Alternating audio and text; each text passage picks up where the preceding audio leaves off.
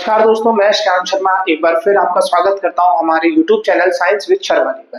दोस्तों, आज हम 20 डेज हार्ड वर्क चैलेंज में डे 10 पर है और आज हम सीखने वाले हैं कुछ मल्टीप्लिकेशन ट्रिक्स जो हमारे डेली कैलकुलेशंस में बहुत ज्यादा हेल्पफुल हो सकती है। ठीक है, वीडियो को एंड तक जरूर देखें। वीडियो पसंद आए तो कमेंट करके बताना जरूर मुझे कि आपको वीडियो कैसा लग रहा है, और कोई ऐसा कंटेंट, ऐसा टॉपिक जो आपको चाहिए हो कि हाँ मैं इस पर वीडियो बनाऊं, तो आप वो टॉपिक भी कमेंट सेक्शन में लिख सकते हैं। तो आज का जो हमारा टॉपिक रहने वाला है वो रहने वाला है मल्टीप्लिकेशन के ऊपर कुछ ट्रिक्स है। ठीक है, मल्टीप्लिकेशन के ऊपर कुछ ट्रिक्स हैं। अब ये ट्रिक्स कैसे हैं? सबसे पहला जो इसमें हम आज हम बताने वाले हैं वो है when two numbers are consecutive। ठीक है, पता नहीं को, अरे भाई consecutive किस पे,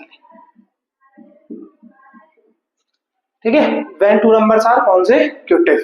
ठीक है, कोई दिक्कत इसमें नहीं है? पक्का बताओ, यहाँ पे कोई दिक्कत है? ठीक है, चलो बढ़ते हैं आगे। क्यूट, पता नहीं भाई स्पेलिंग का मेरे को, मैं ज्यादा ध्यान नहीं देता, इंग्लिश अच्छी होती तो मेरा ध्यान नहीं होता। ठीक है, जैसे for example 1 into 2, 2 into 3, 3 into 4 और 4 into 5। रुक जाओ, बिल्कुल बेसिक से स्टार्ट कर रहे हैं। बड़े नंबर्स के लिए भी कैसे अप्लाई करना है अभी बताता हूँ आपको। ठीक है, चलो पहला 1 into 2 कितना हो जाएगा? 2। 3 into 2 6, तो हो गया तीसरा, चौथा।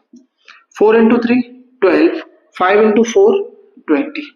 ठीक है, बेसिक लग रहा है कि हाँ भैया ये सारी चीजें तो आती है, हमें इसमें कोई दिक्कत नहीं होगी। लेकिन देखो, क्या मैं इस 2 को 1 का स्क्वायर प्लस 1 लिख सकता हूं?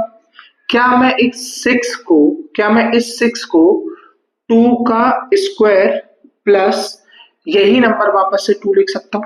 क्या मैं इस 12 को 3 का स्क्वायर प्लस 3 लिख सकता हूं? 3 का स्क्वायर प्लस 3। सेम यहां पर 4 का स्क्वायर प्लस 4, 4 का स्क्वायर प्लस 4।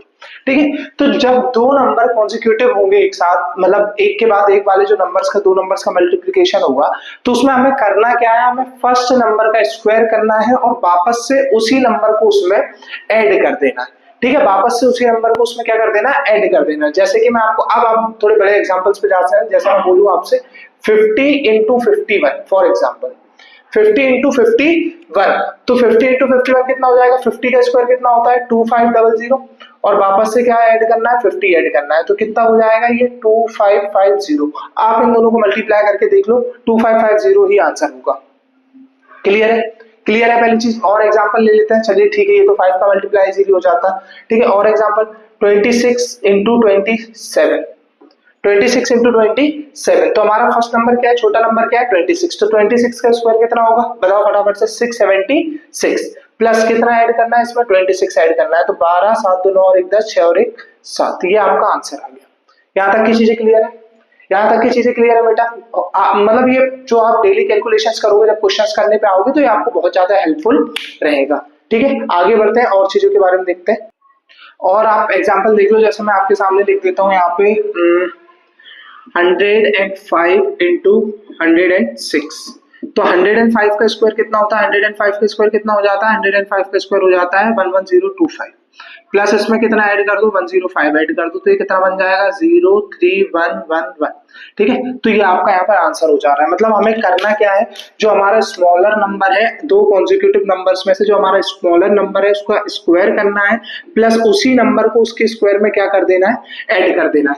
फॉर एग्जाम्पल एक और चीज देखते हैं, जैसे मैं आपको बताता हूँ 38 into 39 कर लेते हैं। ठीक है, 38 into 39। अब ये हमें ऐसे तो सॉल्व होगा नहीं, लेकिन 38 का स्क्वायर हमें याद होता है 1444 होता है। ठीक है, तो इसमें वापस से क्या ऐड कर दो? 38 का स्क्वायर किया, वापस से 38 ऐड कर दो। ठीक है, तो 8 4 12, 4 3 7 और 1 8, 4 और 1 1482। इजी है, नॉर्मल है। अब आपके पास इतनी बड़ी कैलकुलेशंस तो आएंगी, आपके में सिर्फ क्या आता है? देखो, कभी सर्कल की रेडियस 22, 13, 14, 17 ऐसे दे रखी होती है ना, कि 22 सर्कल की रेडियस है। रेडियस कितनी है? 22 है, और उसकी हाइट 13 है।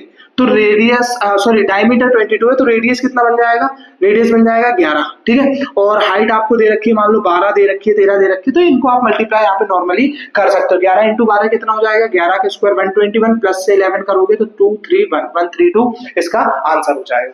यहाँ पर क्लियर है। चलो अब हम हमारे नेक्स्ट कंटेंट की तरफ बढ़ते हैं, ठीक है। वो नेक्स्ट क्या है कि जब ये जो जैसे 2 नंबर कॉन्सिक्यूटिव अगर ये गैप में आ जाए, एक एक के गैप में आ जाए, ठीक है, तो जब ये एक एक के गैप में आएंगे बेटा, देखो यहाँ पर समझो चीज को, when 2 numbers are in gap of 1, मतलब उनके बीच में कितने का गैप होना चाहिए, 1 का गैप होना चाहिए, ठीक है। जैसे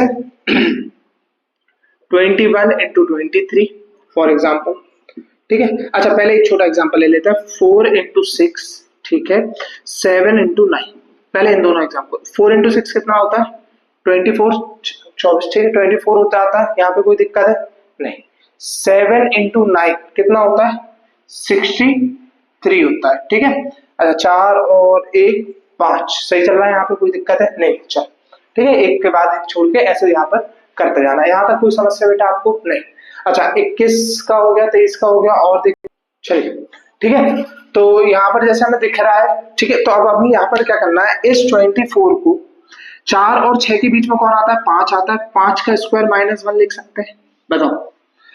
7 और 9 के बीच में कौन आता है, 8 आता है, 8 का स्क्वायर करके -1 करोगे तो 64 -1 ये 63 हो जाएगा, कोई दिक्कत है यहाँ पर, ये चीजें समझ में आ रही है नहीं।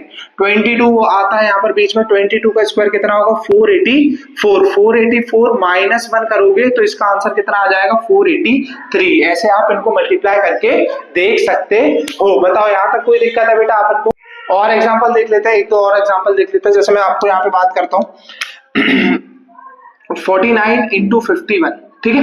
49 इंटू 51 में क्या करना है हमें, 49 और 51 के बीच में 50 आता है, 50 का स्क्वायर कितना हो जाता है, 2500, -1 करोगे तो 2499, इन दोनों का क्या आ जाएगा, आंसर आ जाएगा। बहुत इजी ट्रिक्स है, देखो इन चीजों से क्या होता है कि हमें जो कैलकुलेशन करनी पड़ती है ना, वो उस चीज से हम बच जाते हैं, क्योंकि स्क्वायर मोस्टली हमें याद है, 30 तक तो हमें सारे स्क्वायर याद। अब 30 तक कितनी पॉसिबिलिटीज बन जाती हैं। अच्छा इसके पीछे का बेसिक और समझ लो, होता क्या है बेसिकली, जैसे मान लो मैं आपको इस छोटे वाले एग्जांपल से इससे समझा देता हूँ। इस 7 को मैं 8 -1 लिख सकता हूँ, ठीक है, 8 -1 लिख सकता हूँ, इंटू इस 9 को मैं 8 + 1 लिख सकता हूँ, 8 + 1 लिख सकता हूँ, ठीक है। एक 7 को मैंने 8 -1 लिख लिया और 9 को मैंने 8 + 1 लिख लिया, तो देखो a - b और यहाँ पर क्या हो गया, a + b, तो a - b और a + b क्या होता है, a² - b² होता है, क्या हो जाता है, ये a² - b² हो जाता है, समझ रहे हो आप। तो a की वैल्यू यहाँ पर 8 है, और वो 8 क्या होता है, जो इन दोनों के बीच का जो एवरेज होता है, या इन दोनों के बीच का जो नंबर होता है, वही क्या होता है, हमारा a होता है, और उसमें से b हमेशा हमारा क्या रहता है, 1 रहता है। किस केस में, जब गैप हमारा ऑलवेज कितने का हो, 1। तो आप वीडियो में कमेंट करके जरूर बताएं आपको वीडियो कैसा लगा। अभी और भी ट्रिक्स बाकी है, हम अगले वीडियो में उनको कवर करेंगे। थैंक यू, कमेंट करके जरूर बताना और वीडियो को शेयर जरूर करना। Thank you.